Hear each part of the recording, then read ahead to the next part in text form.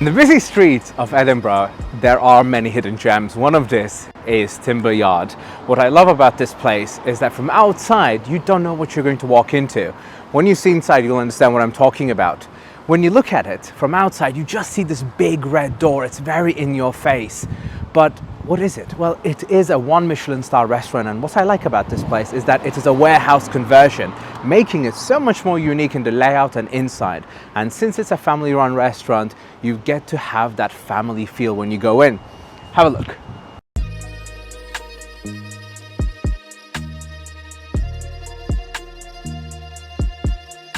Hello, welcome to Timberyard. Thank you. How are you doing? I'm very well, how are you? Absolutely fantastic. Starving. Very excited. Well, thank you very much. So the first menu that I've put down is a full tasting menu. And the menu's double-sided, so you get all of those snacks and bites. And then on the other side, the rest of your courses just there. Beautiful. Second menu is 5 courses, so slightly reduced. Snacks on one side, and then the rest of the courses here. At the very bottom of both those menus, there's an option to pair, so alcoholic pairing or non-alcoholic pairing. Perfect. Thank you very much. Thank you. Looking at the menus, I think I know I'm going to be going for the full tasting menu. Now for the pairing, on one hand I do love wines. However, there aren't many places that are courageous enough to make soft pairs. Can you tell me a little bit more about the soft pairing, the non-alcoholic? We make all our own soft drinks, we don't buy anything.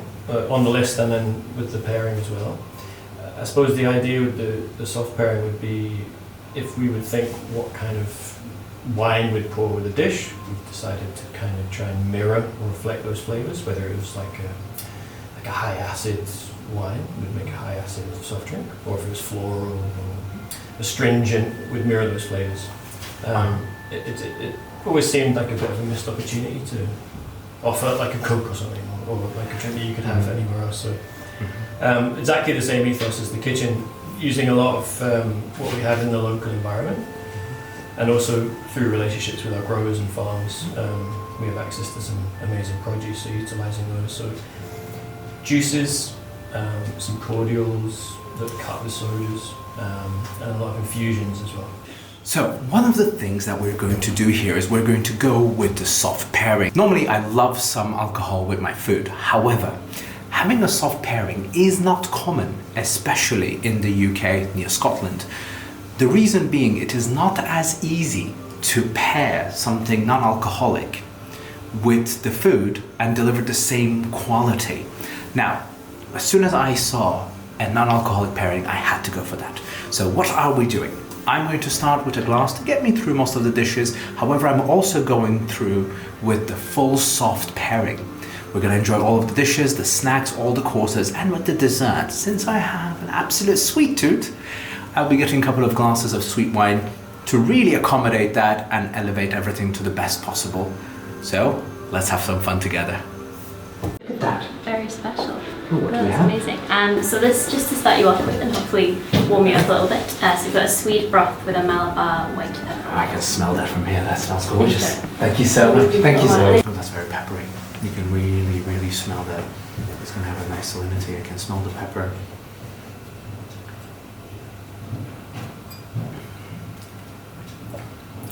Okay. It's of course in the oily red. That's what's had to be. It's really getting you warm. And it's so cozy when you take a sip. It's making you feel just and I think that is the main thing they're going for, that they're trying to make you feel a bit more relaxed just when you start. And the pepperiness really comes through. You can feel it just in the back of your throat. It's not spicy, it's peppery. And it is giving you that perfectly rounded, balanced flavor. Absolutely gorgeous way to start and warm up. So, I have the first pairing, and I have a wine, if you would like to try to go with your meal. Gorgeous. So the first soft pairing is based on a shrub, raspberry shrub. From the summer, we work with a farm called Border Berries. Sometimes we go and pick the berries ourselves as well. And then it's infused with hogsweed, which is a wild plant, and it gives the drink a very similar flavour profile to like a cardamom, so sweet spice. It's added to it, topped up with soda. That smells so good. Man, that smells good. Then for the wine, it is quite kind of like light menu, so we usually turn more towards white wine. This is a Chablis from 2022. Go, Chablis. Yeah. So now that we've started, we first of all had a little bit of this broth. Now, the broth is a great way to start. It, in a way, opens everything up, and that pepperiness really made me appreciate that contrast that I had with an alcoholic drink. Now, you have a little bit of fizz, a little bit of florality. You have that little bit of fruitiness. It is very, very, very mild. It's not a very powerful flavor. It's very elegant, but it's not in your face. As a whole, what it does is that it makes as a complement to what is going to come, is what I'm presuming. Of course, we're going to try it with the food. What I like to do with any sort of pairing is I will have it alone, with food, and then after food, and see how the flavor works with the food. With most of the pairings, it generally works with it, contradicts it, goes against it, or there's various things that can be done. So in this case, I want to see what it does with the food, and I cannot wait. So this is your oyster with bergamot and white chili granita. Perfect. Thank you very much. Oh, that was so good. Look at that tempura. You know that's going to be good. So tell me about them, Zoe. Yes, so I'll let you know what you have here. Thank so you. on this little bit of pine cones, we've got a homemade fried malt loaf with a chicken liver parfait. Got a little preserved baby pine cone that we preserved in syrup from the year previously. So we foraged them, preserved them for a year, so they're really sweet and juicy. We've got a conference pear with some canned hot pepper there as well. And then in this little tempura, so you've got smoked haddock, you've got some fresh sorrel leaf as well, and a little bit of fermented tomato. That looks beautiful. Thank you so much. Okay, so one thing I like is that the snacks starts coming immediately when you're here. So you get to start eating quite rapidly, which is what everyone likes. Nobody wants to wait for food. So their service is really, really fast. So here we have the oyster. So the oyster is served with some bergamot and wine chili granita. So I love when there is some granita, basically some ice on the oyster, which has its own flavor that comes with it rather than just blend ice. So let's give it a taste to this beautiful oyster.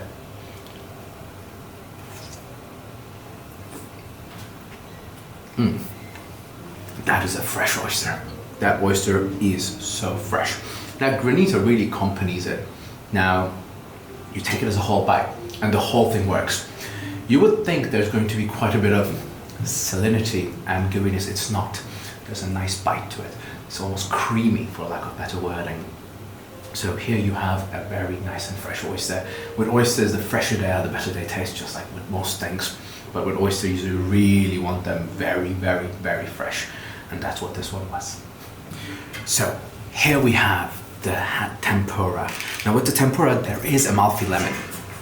Amalfi lemons are the lemons that you get in the Amalfi coast of Italy. These lemons have a more augmented flavor. They're more citrusy, more elegant, and they taste absolutely superb with some sorrel leaves on top.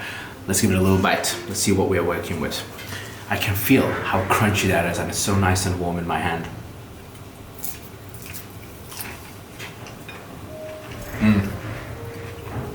There's an amazing balance here. With tempura, anything fried, you are at a couple of risks. One, the batters being overpowering.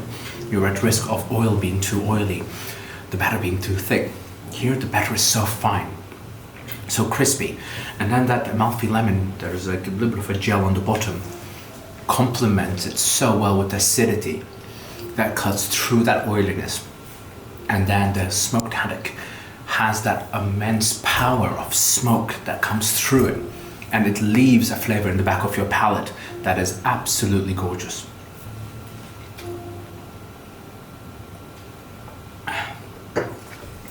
And it pairs fantastically with the drink I have here from the non-alcoholic pairing. So here we have the chicken liver parfait.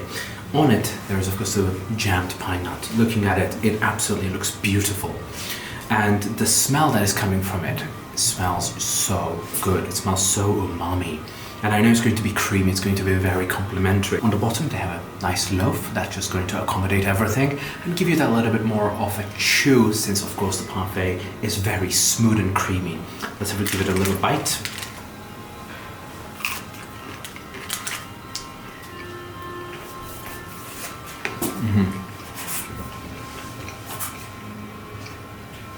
Now, with liver, you generally get that organy metallic flavor. You don't have any of that here. This is where Michelin star chefs differentiate themselves, where they take certain ingredients that tend to have a very potent flavor that some people might not like as much, and they just take it and they keep what it is but make it the best version of it. With this one, you have that sweetness that complements that organy livery flavor that is not too intense, but that sweetness cuts through that fattiness. And on the bottom, you have that little loaf that comes with a little bit of crisp, a little bit of chew, and it just all together works beautifully. Now that is a phenomenal bite. What do we have here? So here we have our sourdough bread, which is made at baked in house. We bake every day. Beautiful. And the yeast, the starter runs now for 7 years, so they're really big, deep flavors. And then you have first cheese, think something like a ricotta, Okay. with fermented honey and black pepper. And then you have your kosher butter. The kosher runs for 4 years now. Beautiful. Summer berry preserves. Then you have Dexter beef bresaola here, black ones pancetta. Slightly fermented vegetables. You have carrots, turnip, and parsnip. And they're slightly fermented with green tea to give you some extra flavor. Where are you from? Greece. Greece, okay. One of my favorite courses in every Michelin star restaurant is the bread course, because it shows something very unique about that restaurant. Now, restaurants that make their own bread, they have their baker, and there is a lot more love that comes into it. Bread is an art. Bread is something completely different.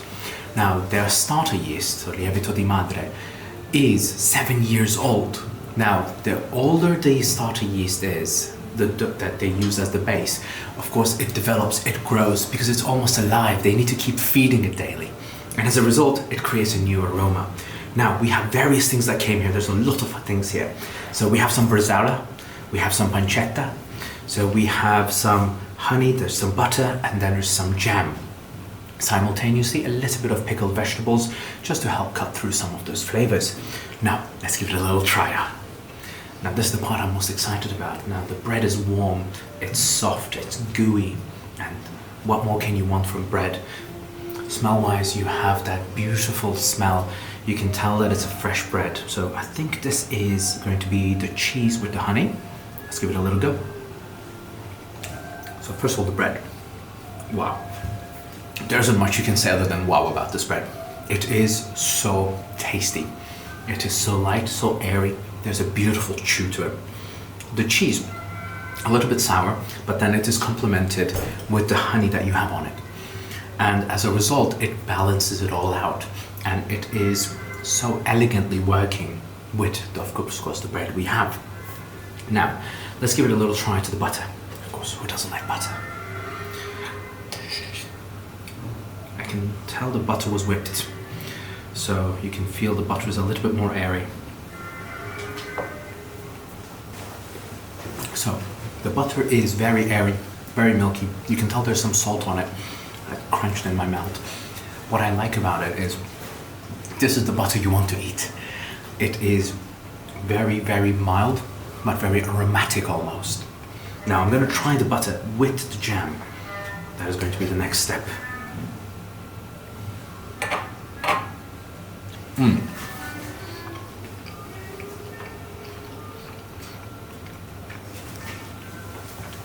That bite had it all. I mean, you have that creaminess, the milkiness, slightly sweetness from the jam, the sweetness and sourness, all together creating that perfect bite. Now that's a sandwich I want to have. It would be something you can eat anytime. It's not heavy, it's very light. It is almost relaxing your palate. You can feel my mouth salivating. The slight bit of sourness goes a very long way to cut through that buttery milkiness of this whipped butter. And of course that gorgeous bread. Now, looking at those pickled vegetables, I have to give it a little try. So there is a carrot here. Okay, it smells quite sour, so I know it's going to be quite sour.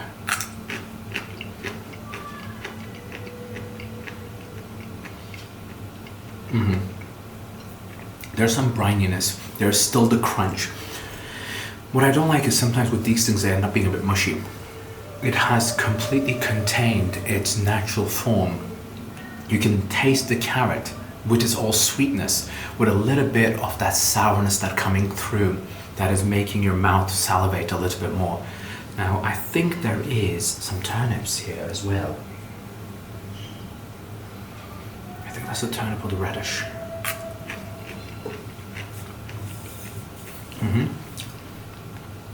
That was the radish. Now, the freshness that it has is the same idea. It is very almost juicy. When you bite through it, bursts into your mouth, creating that nice savory sour flavor in your mouth, which of course what you want, because we do have these meat here. Now these cured meats are going to be a little bit more powerful in the flavor. I love bresaola. Bresaola is very, very, very delicious, and there is bresaola made from horse as well. This is of course from beef.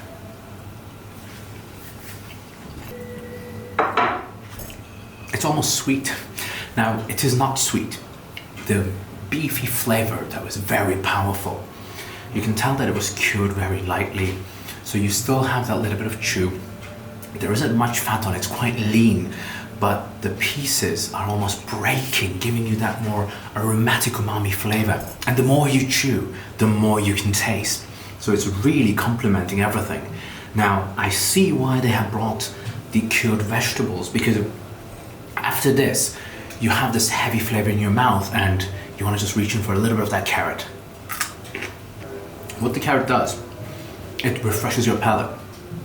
Now, next time I have a piece of that, it's going to feel like the first time I took a bite of it. And that's what I love to do. Now, of course, I can't neglect my wine here.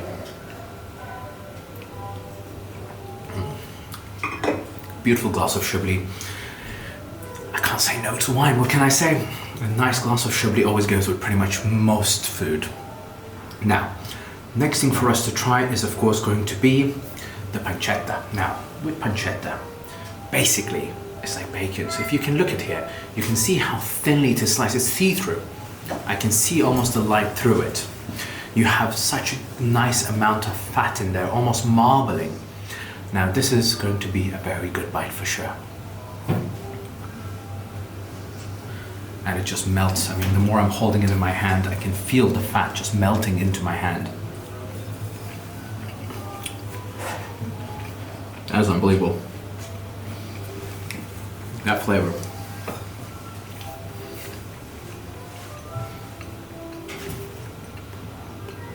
You would think, for how fatty it is, you're going to have a fatty aroma in your mouth. But there isn't. The flavor of the pork is very powerful, giving you that nice flavor, but the way they cured it, it still, once again, feels almost sweet rather than salty and heavy. And the meat is so tender, it's breaking apart. I ripped it in my hand just to show you how nicely it is breaking. And my hands, there is no grease, but it was melting. So all the flavors melting into the meat, and that's how it is. That's how it tastes. So, now that's what I call a amuse-bouche. I'm fully appetized, I'm ready to go. I cannot wait for the first course. So before I take my next bite, let's talk a little bit about the amazing produce they're getting. So all the ingredients, they're locally sourcing it, meaning they're not getting frozen, they're not traveling miles, they're not traveling across the globe. They are all from Scotland. Now, with the Scotland's vast opportunities for delicious food, amazing produce, the meat, the fish and everything, you are of course not going to struggle to have such quality. And bringing that to the table is what they're doing the best here. It's art on your plate. Absolutely fantastic. What's your name? Kelvin. Nice to meet you, Kelvin. I'm Nessie. It's a pleasure. Pleasure to meet you. The next pairing. A little kombucha I have a plate for this one. So using some foraged Douglas fir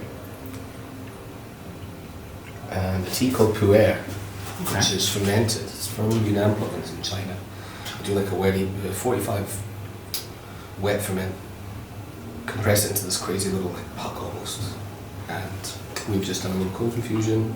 7-day kombucha's going to be in there as well, gives a little tartness and then balance a little bit of sugar as well. It's quite sweet, and then you have that little bit of funkiness as well. Yeah, it's like smokiness and earthiness as well. Yeah, I mean, that's very interesting. I'm very curious to see how it's going to pair with morels. Earthy is earthy, a little bit smoky as well. Okay, so you guys are going with the same thing, just augmenting each other, because it's on the sweeter end for sure. And some of them will be a little later on. Some of the preservation techniques, things like shrubs, will lend itself to more acidity when you want something to cut through fatty parts, etc. And then some of them on the sweeter side to kind of balance the acidity that's in the dish. I'm an absolute sweet tooth, I'm not going to complain. I love that. That's exactly my style. Sweet tooth, then the one for the dory is one of my favourites. How do you see that? That's what I like to hear. Some foreshadowing. Enjoy. Hello. Hello. So we've got your morel mushrooms in that's with awesome. pink fat potato. We've got a wild garlic emulsion, some pickled alliums, there's some little preserved leek bulbs, and we've got a laganori sauce and some charred wild garlic. Oh man, that smells amazing. Only if you can smell it. As soon as she walked in, that nice buttery aroma, that umami, that strong earthy flavor just hits you straight in the face. First glance, beautiful presentation. You can't argue with this stunning presentation. And my mouth is salivating just looking at it. Like I said, morel mushrooms is one of my favorites. And looking to that beautiful foam, those colors, let's give it a little taste. So one thing I like with these things, so every single element and ingredient is supposed to work well together. So we're gonna ruin their art a little bit, but it's for a good cause. There's this beautiful aroma. You can see it's very soft. It's very umami. There's a little bit of citrusiness, but of course there's a lot of buttery flavors going on here. You can hear the crisp here. Of course, we'll try it all together. The potato complements everything. It's almost working well with everything together to bring the flavors together. On its own, it is not too powerful. What it does is that it's almost a tool to deliver all these flavors with a little bit of starchiness to your mouth and make you one happy bunny for sure. Food? This isn't your next course. Aww. We just But the like morels, to, the giant morels. Yes, so we like to highlight just at this point in your meal a bit of the fresh produce that we have and how beautiful it can be. Also some of the processes that are going on in the kitchen that you might not otherwise be aware of. So we're very lucky in Scotland to have some really beautiful fresh produce. In the spring and summertime, it's a little bit easier for us. It gets sort of in the dark, cold winter months, it gets a little trickier, but we're sort of coming into a few things now that are opening up the options for us a little bit. So for example, we have some of their morel mushrooms that you will have just tried. No, you're welcome Look to. at the size They're of that huge. ginormous morels. Now, you can get them in this size if you're lucky, and if you're lucky only. Most of the time you get them around this size when you order them and they cost you an arm and a leg. So if you think, if this is an arm and a leg, imagine that. And the bigger they are, the better they taste. Yeah, I can't tell you exactly where they're from. Our in-house forager, Jonathan, goes all over Scotland collecting things for us, but he never tells us exactly where he gets them from. Keeps that a secret, which I think is a forager's, part of the forager's trade. We also have some beautiful wild garlic and some wild leeks that were foraged over the weekend.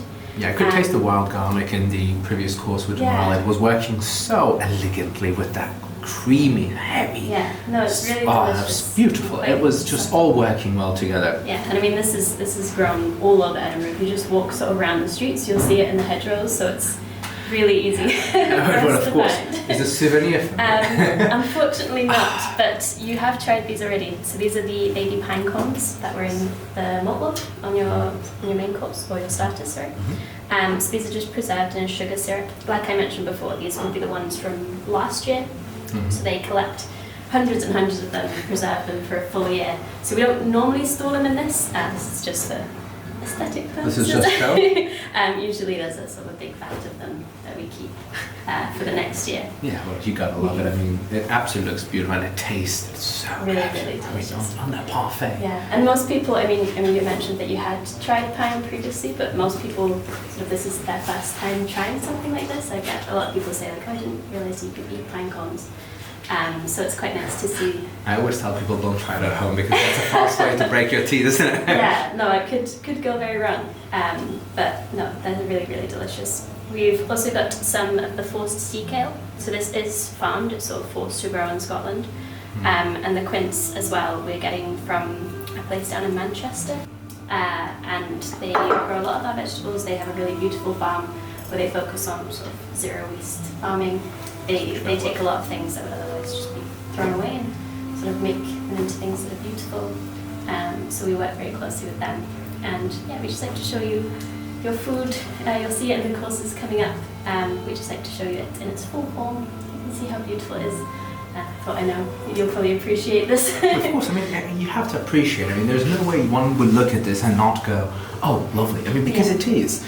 You can really get the opportunity to appreciate things in its natural format. Because if you've never had morel mushrooms, you don't know what you're walking into. Exactly. You don't know what a morel is, and it's as a shape for a mushroom. It's not like, when you think of mushroom, that's not what you think about. No, they're quite alien looking. Exactly. So intimidating, I think, or something. Don't eat random mushrooms that you find in the forest. That is a very fast way for bad things to happen. Very important to note. Exactly. So I do not suggest anyone to do that. But, you know, same with quince and everything. It's just always very, very delicious. And that, yeah, if you want to just put it away. Hello, how are you? Absolutely fantastic. How are you doing? Good, thank you. I come bearing your next course here. How exciting. So we Thank have you. some lobster from Fife, you have some smoked yogurt sea kale, and we have a white asparagus sauce as well. Beautiful. What's your name? Sarah. Nice to meet you. I'm Nessie. Nessie, nice to meet you. Lobster. Must have in any high-end meal. What's beautiful with lobster is that naturally it has that nice chew to it. It tends to be tender, don't get me wrong, especially when done right, but it's also sweet. Now this one has also some cherry blossom. Cherry blossom brings that floral aroma, you can smell it. It also has some white asparagus sauce, some yogurt sauce, and it is going to be absolutely delicious. I can smell it. I can smell the sweetness. I can smell that it is going to be absolutely gorgeous. Now, there is the tail, there's the knuckle, there's of course the claw. Now, I have a weak spot for the claw, so I'm gonna start with the claw. Look at that. You can see the technique that they removed the whole claw as one piece. Because they remove that cartilage in the middle of the claw to get you the perfect bite. As you chew, it's just melting. You don't need teeth for this. And the sauce, it's not overpowering. It's not too creamy, it's not too buttery, it's not too sour. It complements what the lobster has. It almost complements the natural sweetness of the lobster, elevating it even further, giving you that nice finish.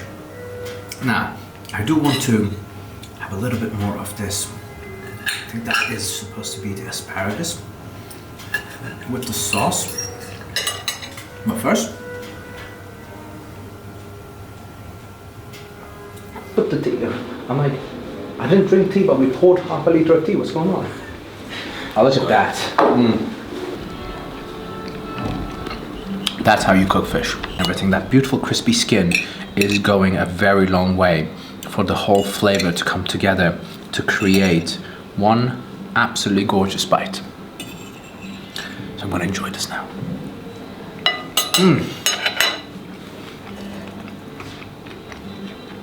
It's amazing. The sauce is quite heavy since there's butter in it and there's some extra oil on it. When you're having a bite, it coats your mouth. Works fantastically with the fish, since the fish itself, creating that little crunch, a little bit of smoke, it all works well together. You take a sip of this, that blood orange peel that they used, it's so smooth. There's no fizz in it, so it's not effervescent. So it follows through with what you're having. Now, it contrasts the fattiness. So we previously had one that augmented the flavor, one that sustained the flavor. This one's almost cutting through the butter and the oil, almost refreshing your mouth, getting rid of that, and then the next bite feels like your first bite. Partridge here. You've got the leg, breast, and then a little fillet. The puree up the top there is a Jerusalem artichoke puree. Got some fresh radicchio and then a sauce that's made out of the partridge, but also some fermented cedar lemon. Oh, that's a very nice sauce. The sauce is very, very light. So it's a little bit more salty. So let's not finish. You can see that it's tender. I mean, look at that. Take a close up, man. Look at this. I'm just pressing. It's just breaking into it. Let's try it. Wow. I mean, you can see how tender it is because when I just touched it with the fork, it was already giving in. But it's so juicy, so tender. And the sauce, a little bit of lemon in there, really cutting through that. And the aroma itself of the partridge is quite strong itself. They clearly roasted these for a very long time. And when they took it out and they peeled it, they just touched and just gave in. And here, you have the contrast, you have that freshness, that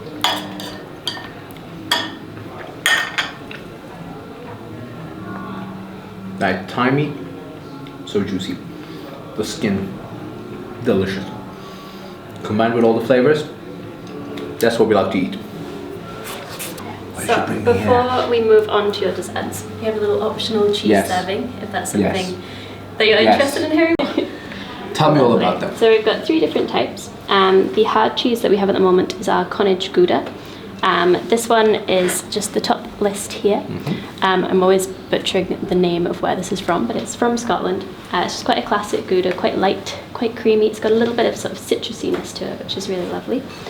This second one is the Yallington. It's the soft cheese that we have on at the moment. It's lovely cow's milk cheese, very creamy. And you can see it's already melting a little bit in the heat of this room. And that's what we love to see. Exactly. I want it to melt. Perfect. So the goat's cheese that we have at the moment is called Elric Log. It's quite a tart goat's cheese. It's rolled in a little bit of ash. So it just gives it that slightly sort of soft burrick taste as well. So we've got your Elric Log on this side, the Gouda in the middle, and then you have the Yallington, a sliver of that honey that you saw, and then you have tomato and apple chutney here. You have a little medlar apple puree, and we make our own sourdough discard crackers and some oat crackers. Thank you. Now, this one is also from pasteurized. This is from cow's milk as well. This is from England instead of Scotland. So we have 2 Scottish, 1 English cheese. There is no funky smell.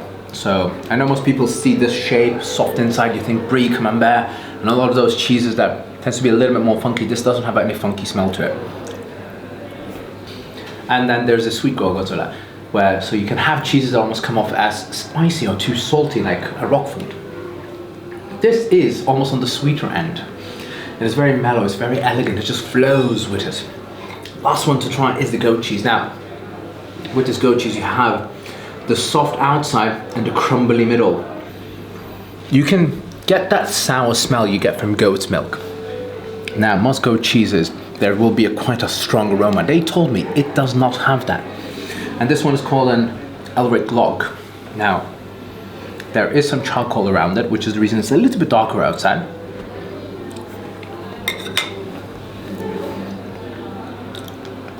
Compared to what you imagine as the average goat cheese you try in the supermarket, it is nothing like it.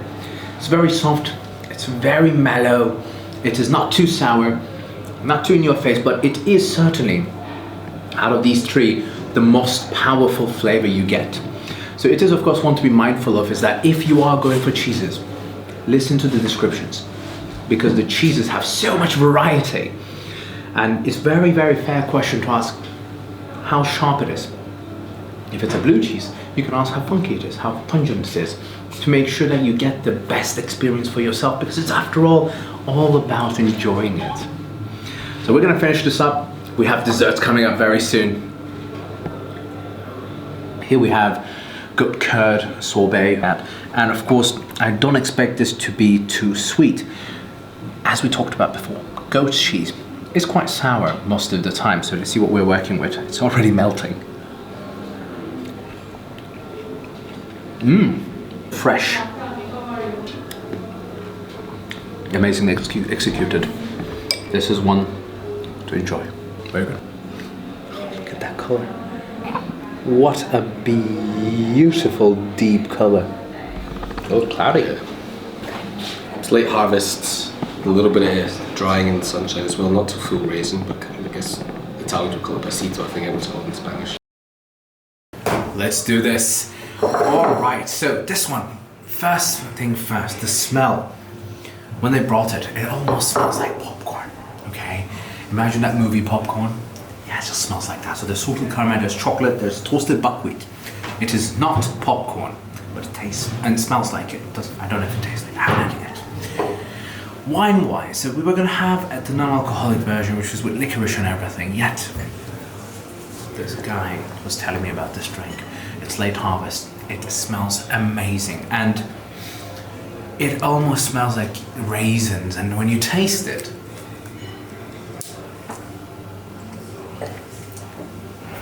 the first bit that hits you is that intense sweetness. You can tell those grapes were given some time in the sun, which is what late harvest is.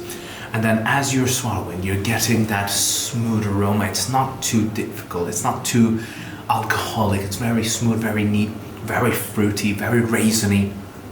Absolutely gorgeous. Now, I'm dying to get into this. Just looking at it. Oh, there we go, let's crack that. You can see the caramel in there. Oh, beautiful.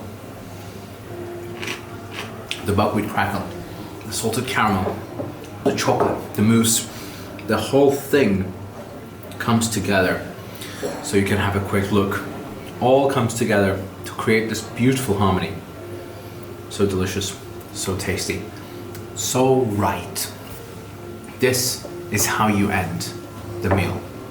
Now, combined with the wine, we're gonna taste it together.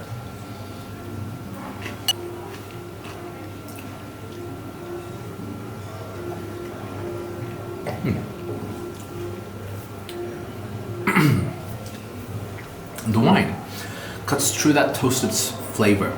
So the toasted buckwheat, you can tell that it's a little bit more, less sweet, more cooked in flavor. When you're having it together with the wine almost takes away that aroma of toasting, but keeps on with the sweetness, allows it to continue and mellow out. I think overall as a dessert, I would give this a 10 out of 10. This was a fantastic way to finish the meal, and it has been so far an absolute amazing culinary adventure. Okay. Oh, So we've got such a some- beautiful choux bun. Yes, so this is our little whiskey and clementine choux bun with a fig leaf pesto. And then here we've got a tart with some fennel cream and fresh blood orange. That is beautiful. Enjoy. Thank you.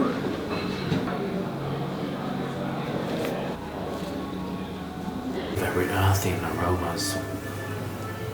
It smells gorgeous. That's right. That is beautiful. That's so light.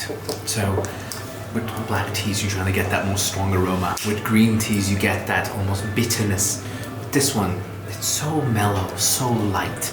So you're not really feeling like you're having something too intense, which is not something you want in the end of such a big meal. Now, we have 3 petit fours. What do we have? We have a blood orange tart, a choux bun, and some gel, I think, which is clementine, but we're gonna find out in a second. So let's start with this tart with blood orange. So if you look at it, it's made so beautifully. Look at that. All the white bits are removed. How can you not appreciate that artisanal extra work? Smell-wise, it smells very buttery. You know it's gonna be good.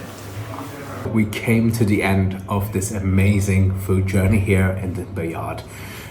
At this point, what can I say? From the beginning to the end, the food, the service, the people were absolutely exquisite.